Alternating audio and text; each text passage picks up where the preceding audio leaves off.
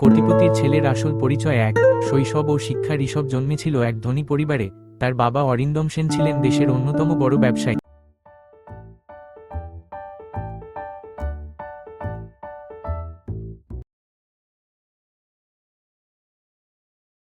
বাবা, আমি জানতে চাই, মানুষ কষ্ট পেলে কেমন লাগে? বাবা হেসে বলেছিলেন, বাবা, কষ্ট শুধু টাকার অভাবে হয় না, সেটা বোঝা শিখলে তবেই তুই মানুষ হবি।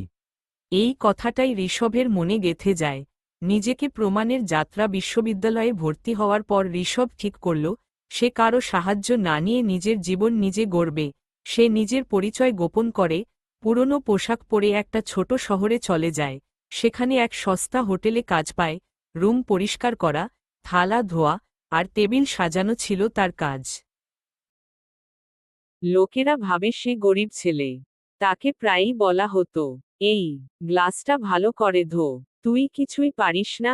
ঋষভ শুধু চুপচাপ হাসত। রাতে, যখন সবাই ঘুমাতো, সে পড়াশোনা করত পুরনো বই দিয়ে, নিজের ল্যাপটপে, যেটা সে লুকিয়ে একদিন হোটেলে এক বড় ব্যবসায়ী দলের সভা হচ্ছিল। তারা নতুন প্রজেক্টে টেকনোলজি সমস্যা নিয়ে আটকে পড়ে। ঋষভ দূর থেকে সব শুনছিল।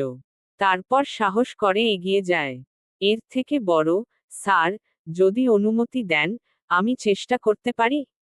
সবাই হাসল। এই হোটেল বয় আমাদের প্রজেক্ট ঠিক করবে নাকি? কিন্তু ম্যানেজার অনুমতি দিল। ঋষভ মাত্র 1 মিনিটে সমস্যার সমাধান করে ফেলে। সবাই হতবাক। যে ছেলেকে তারা হোটেল বয় ভেবেছিল, সে আসলে টেকনোলজিতে একজন বিশেষজ্ঞ। আসল পরিচয় প্রকাশ। কনফারেন্স শেষে সাংবাদিকরা তাকে ঘিরে ধরল। তুমি কে? ঋষভ শান্তভাবে বলল, আমি কোটিপতির ছেলে, কিন্তু আজ আমি তার নাম বলবো না। কারণ আমি চেয়েছিলাম দেখতে, মানুষ টাকার জন্য সম্মান দেয়, না মনের জন্য। তার কথা শুনে সবাই স্তব্ধ হয়ে যায়। পরের দিন দেশের বড় বড় সংবাদপত্রে খবর ছাপা হয়। কোটিপতির ছেলে গরিব সেজে প্রমাণ করল আসল মূল্য টাকায় নয়, মেধায়।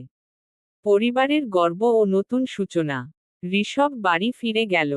বাবা অরিন্দম সেন তাকে জড়িয়ে ধরে বললেন, তুই শুধু পরীক্ষায় না, জীবনের সবচেয়ে বড় পরীক্ষায় পাশ করেছিস।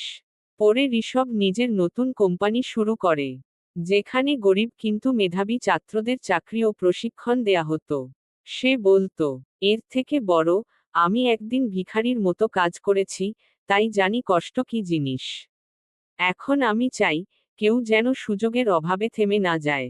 শেষ কথা, ঋষভ আজ দেশের একজন সফল উদ্যোক্তা। তবে সে আজও সেই একই বিনয়ী মানুষ। তার অফিসের দরজায় লেখা থাকে, মানুষের আসল পরিচয় তার পোশাকে নয়, তার কাজের মধ্যে।